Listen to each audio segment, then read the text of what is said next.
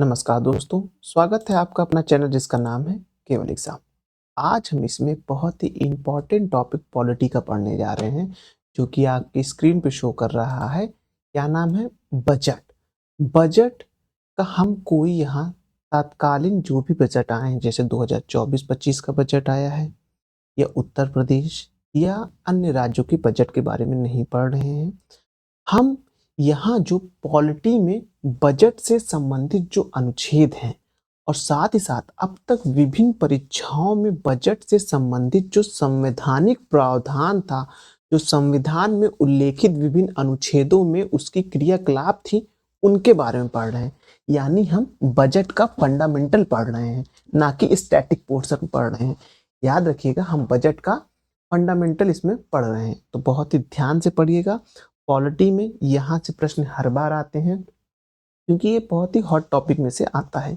और साथ ही साथ जब आप देखेंगे, जब भी बजट के प्रश्न बनते हैं तो स्टैटिक के साथ साथ आप देखेंगे करंट के पोर्शन भी जोड़े जाते हैं। तो हम करंट के पोर्शन नहीं पढ़ रहे हैं, उसके लिए हम अलग वीडियो पढ़ेंगे, लेकिन हम स्टैटिक्स हमारे बहुत मजबूत होने चाहिए, इसलिए हम बजट का जो स्टैटिक्स पोर्शन है उसको देख रहे हैं। चलिए प्रारंभ करते हैं, लेकिन उससे पहले अगर आपने अभी तक हमारे चैनल को सब्सक्राइब नहीं किया, सब्सक्राइब कर लीजिए। वीडियो अच्छी लग रही है लाइक करिए और सुझाव देने के लिए कमेंट भी करिए। चलिए देखते हैं बजट में क्या क्या इसमें दिया हुआ है, अब तक विभिन्न परीक्षाओं में क्या क्या प्रश्न बन चुके हैं। संविधान के किस अनुच्छेद में वार्षिक वित्तीय विवरण का उल्लेख है? तो आपको दिखेगा अनुच्छेद 112 में। अनुच्छेद 112 में बजट शब्द नहीं है, अनुच्छेद 112 में वार्षिक वित्तीय विवरण है। बजट शब्द पूरे संविधान में कहीं उल्लेखित नहीं है, ध्यान रखिएगा। वित्तीय वार्षिक वर्ष कब से प्रारंभ होता है? तो 1 अप्रैल से 31 मार्च तक होता है, ये बात ध्यान रखिएगा। लेकिन अभी इसमें चेंजेस किया गया है, अब ये जो है मार्च से स्टार्ट होने वाले हैं। अब हालांकि ये प्रावधान अभी भी चल रहे हैं कि 1 अप्रैल से माना जाता है 31 मार्च तक, लेकिन पहले जो बजट होता था वो मार्च में पेश होता था। लेकिन जब से यूपीए सरकार आई है तब से उसको चेंज करके ये क्या करती है, ये एनडीए सरकार सॉरी, तो इसने फरवरी से इसे पेश करने लगे हैं। जब वित्त मंत्री अरुण जेटली, तब से ये फरवरी में पेश होने लगा है। अब उसके आगे देखते हैं बजट किस माह में पेश किया जाता है। तो बजट जो है फरवरी माह में पेश किया जाता है, इसलिए फरवरी माह, जनवरी से फरवरी के बीच अब जो आप समय देख रहे हो ना, यहाँ देखेंगे आपको शेयर मार्केट में बहुत उछाल चढ़ाव, मतलब बहुत मतलब कि स्टेबिलिटी नहीं नजर आएगी। सबको दिल पे धड़कने रहती है, यार क्या नया आएगा, क्या टैक्सेशन में रिलीफ होगा, क्या नई स्कीम्स आएंगी। तो इस समय जो होता है ना, मार्केट जो है ना धीरे धीरे नीचे जाने लगता है। और जिस दिन बजट पेश होता है ना, उस दिन ही मार्केट पता चलता है कि साल भर मार्केट किस हिसाब से चलेगा। तो इसलिए फरवरी में पेश किया जाता है कि फरवरी में मौसम थोड़ा अच्छा होता है ना, कि लोगों को हार्ट अटैक थोड़ा कम आए। चलिए, रेल बजट को आम बजट के साथ कब पेश किया जाने लगा? तो मतलब पहले क्या होता था, रेल बजट अलग पेश होता था और जो आम बजट वो अलग पेश होता था। लेकिन इन दोनों को मर्ज करके 2017 से आप देखेंगे रेल बजट और आम बजट दोनों के साथ पेश होने लगे। प्रथम बार रेल बजट को आम बजट से कब पृथक किया गया और किसकी सिफारिश पर किया गया? तो 1924 में एक एक वर्त समिति की सिफारिश पर किया गया कि जो रेल बजट और आम बजट को पृथक कर दिया गया। क्यों? और इस समय देख रहे हैं, इस समय इंडिया औपनिवेशिक शासन काल में था, भारत पे अंग्रेजों का शासन था। तो जो रेलवे था बहुत बड़ा एक सेक्टर रखता था। क्यों रखता था? क्योंकि रेलवे का जो नेटवर्क था हर जगह था। अंग्रेजों को सिर्फ यहाँ से शोषण करना था, यहाँ से सामानों को कैसे करके बंदरगाह तक ले जाना था और अपने देश में बेचना था, और वहां से लाके यहाँ तक आम मार्केट में लाना था। तो शोषण के लिए रेलवे का जो है तो यहाँ पर आविष्कार किया गया था। लेकिन कहते नहीं, एक सिक्के के दो पहलू होते हैं। तो जहाँ कोई वरदान बन गया किसी के लिए, तो किसी के लिए अभिशाप भी बन गया। तो उसी रेलवे के कारण फिर जो क्या होने लगा, लोग दूर दूर से आपस में कनेक्ट होने लगे, बड़ी बड़ी समितियां बनने लगी, लोग गठन करने लगे, संघ बनने लगे, लोग आपस में मिलने लगे। ये चीज रेलवे की अच्छी हुई। और साथ ही साथ इसमें घाटा क्या हुआ कि इसमें थोड़ा सा दूर तक पहुंच के जो अंग्रेज थे भारतीयों का शोषण भी करने लगे। तो एक रेलवे बहुत बड़ा एक सेक्टर माना जाता था उस समय। तो इसीलिए एक वर्त समिति ने 1924 में सिफारिश किए थे कि आप रेल बजट अलग पेश करिए और आम बजट को अलग पेश करिए। ये थोड़ा इंपॉर्टेंट है, थोड़ा सा ध्यान रखिएगा इसको। अब संसद में बजट कितने चरणों में पेश किया जाता है? तो 6 चरणों में पेश किया जाता है। पहला होता है बजट की प्रस्तुति की जाती है, फिर आम बहस होती है, फिर विभागीय समितियों द्वारा इसकी जांच कराई जाती है कि जो पैसे बजट में बताए गए हैं क्या वो सही है कि नहीं। फिर अनुदान की मांग पर मतदान होता है। फिर आप देखेंगे विनियोग विधेयक पारित होता है। फिर जाके वित्त विधेयक पारित होता है। अब है बजट किसके द्वारा पेश किया जाता है? तो बजट हमेशा केंद्रीय वित्त मंत्री द्वारा पेश किया जाता है। इस समय केंद्रीय वित्त मंत्री कौन है? निर्मला सीतारमण जी हैं।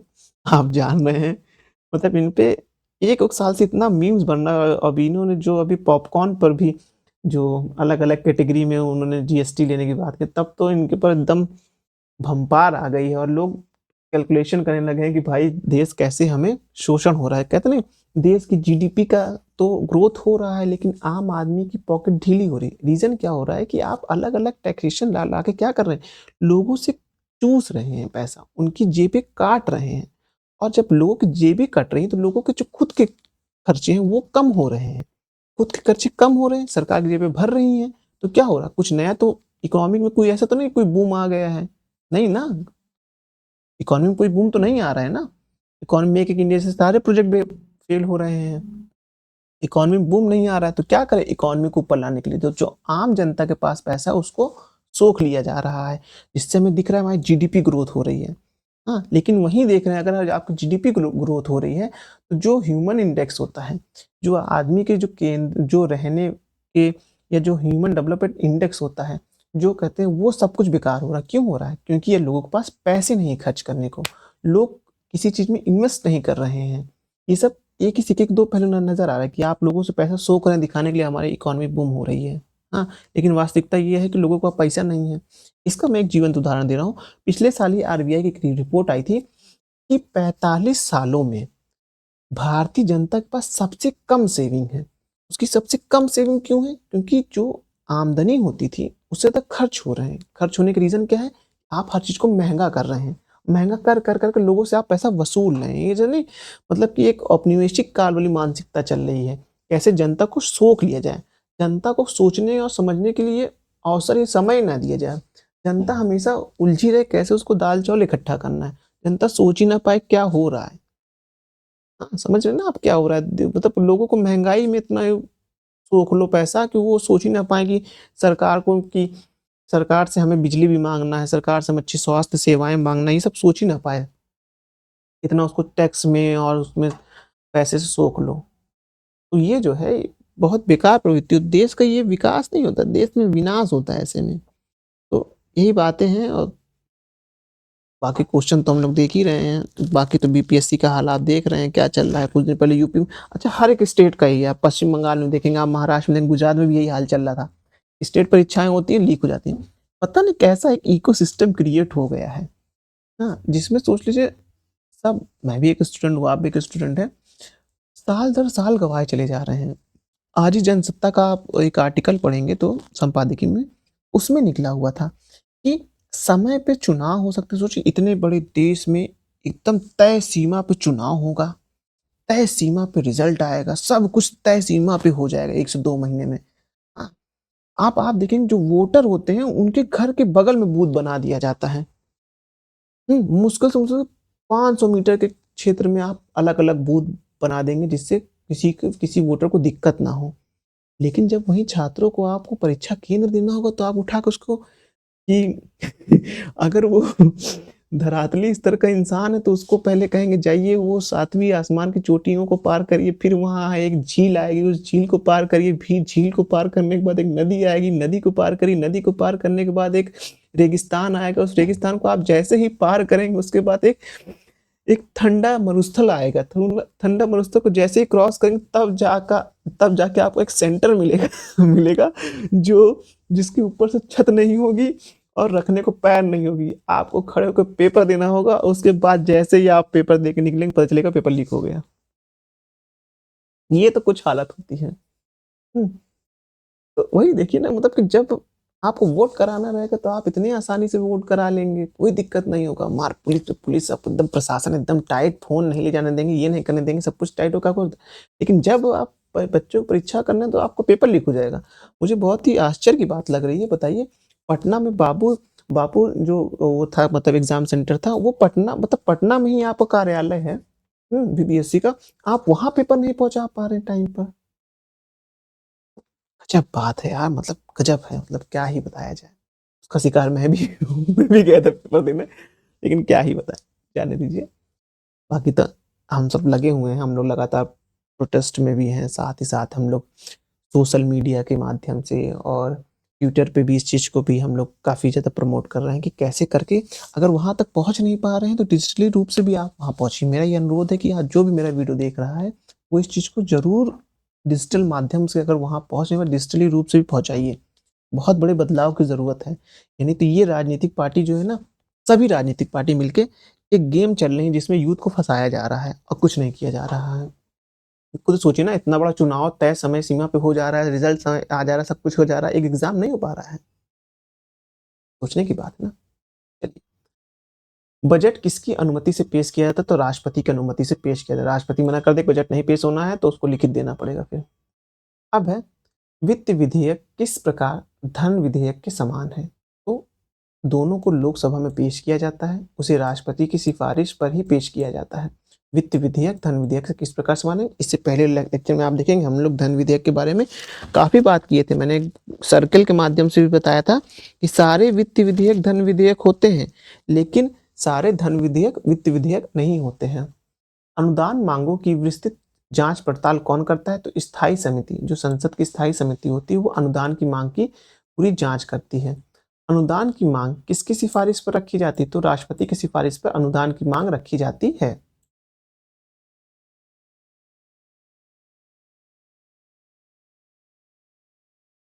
हम उसके आगे देखते हैं। ऐसे व्यय जो भारत की संचित निधि पर भारित है, संसद में मतदान के लिए नहीं रखे जाएंगे। यह उक्ति किससे संबंधित? तो यह उक्ति आप देखेंगे अनुच्छेद 113 से संबंधित है। अनुदान मांगों को कहा जाता है लोकसभा के समक्ष। कहाँ रखा जाता है अनुदानों की मांग? लोकसभा के समक्ष रखा जाता है। अनुदान अनुदान की मांग पर कटौती प्रस्ताव लाया जा सकता है, लोकसभा द्वारा लाया जा सकता है। कटौती प्रस्ताव कितने प्रकार के होते हैं? 3 प्रकार के होते हैं। नीतिगत कटौती में ₹1 कटौती की जाती है, फिर आर्थिक कटौती और सांकेतिक कटौती के रूप में ₹100 की कटौती की जाती है। विनियोग विधेयक का उल्लेख किसमें है? तो अनुच्छेद 114 में है। किसमें है? अनुच्छेद 114 में है। संचित निधि से कोई धन कैसे निकाला जा सकता है? वो निकाला जा सकता है विनियोग विधेयक के माध्यम से निकाला जा सकता है। विनियोग विधेयक पारित होने की प्रक्रिया कैसे होती है? धन विधेयक के समान होती है। विनियोग विनियोग विधेयक की प्रक्रिया कैसी होती है? धन विधेयक के समान होती है। भारत की संचित निधि पर भारित व्यय देख लेते हैं, अनुच्छेद 112(3) में है। राष्ट्रपति की उपलब्धियां, वेतन भत्ते, सब कुछ आप देखेंगे संचित निधि पे होता है। राज्यसभा के सभापति, उपसभापति तथा लोकसभा के अध्यक्ष और उपाध्यक्ष के वेतन भी संचित निधि से आते हैं। ऐसे ऋण भार जिसका दायित्व भारत सरकार पर है, जिसके अंतर्गत ब्याज और उधारी आदि व्यय है, वो भी आप देखेंगे संचित निधि पर है। तो उच्चतम न्यायालय के न्यायाधीशों की पेंशन और उच्च न्यायालय के न्यायाधीशों की पेंशन भी आप देखेंगे, वो आपको कहते हैं संचित निधि से मिलेगी।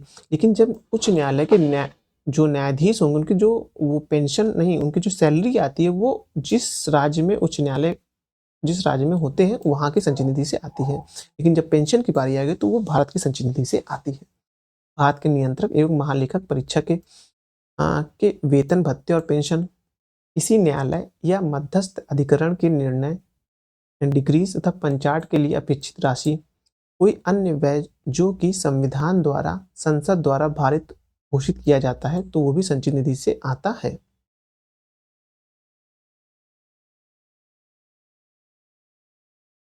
अब है अनुपूरक, अतिरिक्त या अधिक अनुदान संविधान में कहाँ वर्णित है? तो ये आपको देखने को मिलेगा अनुपूरक की जो और ये सब अनुदान है आपको देखने को मिलेगा अनुच्छेद 115 में है। अनुपूरक अनुदान से क्या तात्पर्य है? जब विनियोग विधेयक के अधीन स्वीकृति कोई रकम किसी विशिष्ट सेवा पर चालू वित्तीय वर्ष के व्यय के लिए प्राधिकृत कोई रकम अपर्याप्त पाई जाती है या उस वर्ष के वार्षिक वित्तीय विवरण में वर्णित न की गई हो तो राष्ट्रपति द्वारा संसद के समक्ष अनुपूरक या अतिरिक्त अनुदान की मांग रखवाता है। अब है अधिक अनुदान किसे कहते हैं? अधिक अनुदान में देखने किसी वित्तीय वर्ष किसी वित्तीय वर्ष दौरान किसी सेवा में अनुदानित रकम से ज़्यादा धन व्यय हो गया हो तो लोकसभा में राष्ट्रपति द्वारा अधिक अनुदान की मांग रखवाई जाती है। अब ये लेखानुदान, प्रत्यानुदान व अपवादानुदान का उल्लेख कहाँ है? आपको देखने को मिलेगा आर्टिकल 116 में है। लेखानुदान कब पारित किया जाता है? जब किसी भाग के लिए अनुच्छेद 113 के तहत अनुदान की मांग न रखी गई हो। विनियोग विधेयक पारित होने से पूर्व लेखानुदान के लिए लोकसभा भारत की संचित निधि से अग्रिम धन लेती है। प्रत्यानुदान से क्या तात्पर्य है? जब किसी सेवा के अनिश्चित रूप के कारण बजट में उसका विवरण न दिया जा सका हो तो ऐसी मांग के लिए लोकसभा संचित निधि से धन अनुदान ले सकती है। अपवादानुदान से क्या तात्पर्य है? जो किसी विशेष सेवा के लिए लोकसभा द्वारा पारित किया जाता हो और वह किसी चालू वित्तीय वर्ष का भाग नहीं होता है। संसद के शासनकाल, संसद में प्रश्नकाल क्या होते हैं? तो संसदीय कार्य दिवस का पहला घंटा जो होता है 11 से 12 बजे तक का, इसमें प्रश्न पूछे जाते हैं और उत्तर दिए जाते हैं, तो इसे ही प्रश्नकाल कहा जाता है। प्रश्नकाल के बाद 12 बजे से 1 बजे तक शून्यकाल प्रारंभ होता है। आपातकालीन चर्चा कहलाती है। संसद द्वारा जरूरी सार्वजनिक मामले के लिए यह चर्चा सामान्यतः 2 घंटे की होती है, जिसे सप्ताह में 3 दिन उपलब्ध कराया जाता है। जब आपातकालीन चर्चा, जब विपक्ष बोल रहा था कि लोकसभा में, मतलब कि हमें संसद में मणिपुर को लेकर एक बहुत ही बड़ी लंबी चर्चा करनी है, तो बहुत कहने के बाद जो सत्ता दल पार्टी उन्होंने कहा था कि हम बहुत लंबी चर्चा नहीं करेंगे लेकिन आपातकालीन चर्चा कर लेंगे, जिसमें सिर्फ 2 घंटे की बात होगी। और 2 घंटे में क्या कहते हैं, हंगामा मचा ले, कुछ ऊट पटांग बात कर लेंगे, नेहरू को कहीं से ला देंगे, कुछ कर लेंगे, 2 घंटे बीत जाएंगे, फिर कहेंगे लो हमने जो मणिपुर पे कहा था वो तो हो गया, चर्चा हो गई, कोई बात ही नहीं हुई। इसीलिए जब विपक्षी पार्टी कहती नहीं, हमें एक विस्तृत चर्चा चाहिए लेकिन अल्पकालीन चर्चा नहीं चाहिए। तारांकिक प्रश्न किसे कहते हैं? जिसके उत्तर पूछने वाला सदस्य सदन में तुरंत मौखिक उत्तर चाहता हो, जिसमें पूरक प्रश्न भी हो सकते हैं। वह प्रश्न पर तार स्टार लगाया गया होता है। अब उसके बाद देखते हैं अतारांकिक प्रश्न किसे कहते हैं? प्रश्न पर तार या स्टार नहीं लगाया जाता तथा इसका उत्तर लिखित रूप से दिया जाता है। इसमें पूरक प्रश्न नहीं पूछे जाते हैं। तो अतारांकिक प्रश्न जो होता है पूरक प्रश्न नहीं पूछे जाते हैं।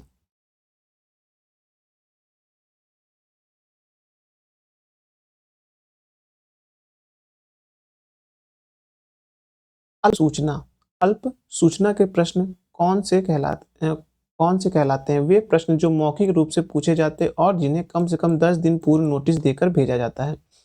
उसके बाद देखेंगे गैर सरकारी सदस्य से पूछे जाने वाले प्रश्न किसे कहते हैं? मंत्रिपरिषद के सदस्यों के अतिरिक्त प्राइवेट सदस्य से पूछे जाने वाले प्रश्न होते हैं जो गैर सरकारी प्रश्न होते हैं। अब है संसदीय समिति, देख लेते हैं। संसद में स्थायी समिति में कौन सबसे बड़ी समिति होती है? तो प्राक्कलन समिति होती है। प्राक्कलन समिति में जो सदस्य होते हैं वो 30 होते हैं और 30 के 30 सदस्य जो होते हैं लोकसभा से होते हैं। संसद की किस स्थायी वित्तीय समिति में सिर्फ लोकसभा के सदस्य ही सम्मिलित होते हैं, राज्यसभा के नहीं? वो प्राक्कलन समिति में होते हैं।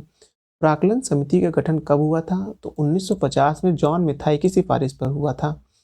इस समिति को सतत किफायती मतलब मितव्ययिता समिति के रूप में वर्णित किया जाता है, तो प्राक्कलन समिति को किया जाता है। सरकारी अपव्यय रोकने के लिए नियमों की सिफारिश तथा प्रशासनिक सुधार प्रभावी बनाए जाने हेतु प्रतिवेदन देने का कार्य कौन सी समिति करती है? तो प्राक्कलन समिति करती है। इस अधिनियम के अंतर्गत लोक लेखा समिति का गठन होता है। तो जो लोक लेखा समिति गठन हुआ था वो भारत सरकार अधिनियम 1919 के माध्यम से हुआ था। बात ध्यान रखिएगा, लोक लेखा समिति का गठन कब होता है?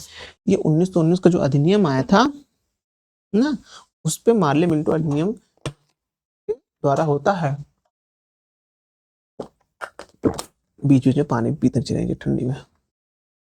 लोक लेखा समिति कब अस्तित्व में आई थी? तो आपको देखने को मिलेगा 1921 में अस्तित्व में आई थी। वर्तमान में लोक लेखा समिति के कितने सदस्य होते हैं? तो 22 सदस्य होते हैं, जिसमें 15 लोकसभा में और 7 जो है राज्यसभा से होते हैं। स्थायी समिति का गठन कितने समयांतराल में किया जाता है? तो प्रतिवर्ष किया जाता है।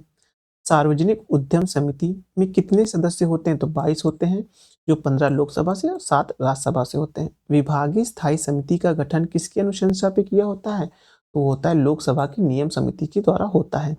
विभागीय स्थायी समिति की संख्या कितनी होती है? तो देखेंगे 24 समितियां होती हैं जो 8 राज्यसभा से और 16 लोकसभा से होती हैं। भारत सरकार द्वारा राज्य भविष्य निधि के अधीन प्राप्त धन को कहाँ जमा किया जाता है? तो लोक लेखा में जमा किया जाता है। उस विधेयक को क्या कहते हैं जिसमें लोकसभा द्वारा स्वीकृति की जाने वाली सभी मांगों एवं संचित निधि प्रभार शामिल होता है? तो वो होता है विनियोग विधेयक पे होता है। अब इसके बाद देखेंगे किसको प्रभावकारी वित्तीय नियंत्रण के लिए रूल ऑफ प्लेस आवश्यक है? वो है संसद। फिर है विभाग संबंधित संसदीय स्थायी समिति की व्यवस्थित हेतु लोकसभा नियम कब संशोधित किया जाता है? 1989 में किया जाता है।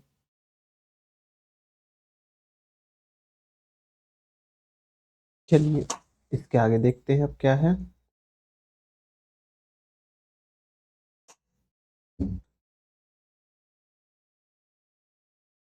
सरकारी व्यय से संबंधित नियंत्रक लोक लेखा परीक्षक की रिपोर्ट की जांच किस समिति द्वारा की जाती? तो की जाती है लोक लेखा समिति के द्वारा की जाती है। लोक लेखा समिति को किस समिति की जुड़वा बहन कहा जाता है? तो वो कहा जाता है प्राक्कलन समिति को कहा जाता है। लोक लेखा समिति के सदस्यों का कितने वर्ष का कार्यकाल होता है? तो 1 वर्ष का कार्यकाल होता है। लोक लेखा समिति के अध्यक्ष को किसे एक कौन नियुक्त करता है? तो लोकसभा के विपक्षी दल के सदस्य में से लोकसभा का अध्यक्ष द्वारा होता है। सबसे पुरानी स्थायी समिति कौन सी है? लोक लेखा समिति है। लोक लेखा समिति अपनी रिपोर्ट किसे सौंपती है? तो वो करती है लोकसभा के अध्यक्ष को देती है। स्थायी वित्तीय समिति की अनुशंसा किस प्रकार होती है? तो वो होती है परामर्शकारी होती है, बाध्यकारी नहीं होती है।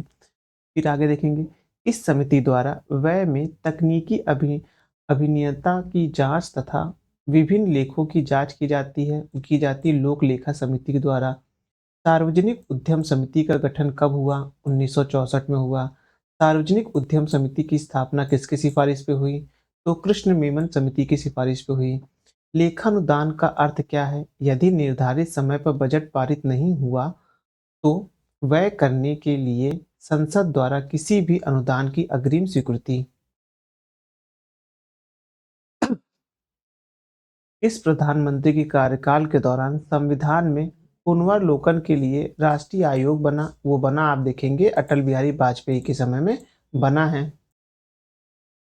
अब उसके आगे देखते हैं क्या है कि लोक लेखा समिति किसकी परीक्षण करती है? वो विनियोग लेख की परीक्षा करती है। लोक लेखा लोकसभा सचिवालय किसके प्रत्यक्ष प्रत्यक्ष पर्यवेक्षण के अंतर्गत आता है? तो लोकसभा के अध्यक्ष के अंतर्गत आता है। संसद के स्थगन प्रस्ताव का उद्देश्य क्या होता है? उसका जो होता है लोक महत्व के प्रश्न पर नियमित कार्रवाई स्थगित करना।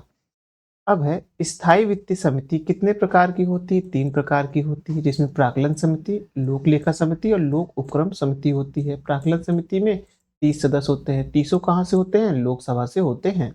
लोक लेखा समिति तथा सार्वजनिक उपक्रम समिति में संसद के दोनों सदनों से सदस्य सम्मिलित होते हैं, जबकि प्राक्कलन समिति में कहाँ के सदस्य होते हैं? तो केवल लोकसभा में होता है, जो मैं अभी बात आपको बता रहा था। संसद के दोनों सदनों में सरकारी कार्यों को समन्वित करने व तत्व संबंधित व्यवस्था पर कार्यभार किसे किसे सौंपा जाता है? तो होता है संसदीय कार्य मंत्रालय को। कौन संसद सदस्यों को भारत सरकार द्वारा गठित विभिन्न मंत्रालयों को स्थापित समिति, बोर्ड, फिर देखेंगे आप परिषदों, मंडलों एवं विनियोग में संसद सदस्यों की नियुक्ति करने का कार्य करता है? वो करता है आप देखेंगे संसदीय कार्य मंत्रालय द्वारा करता है।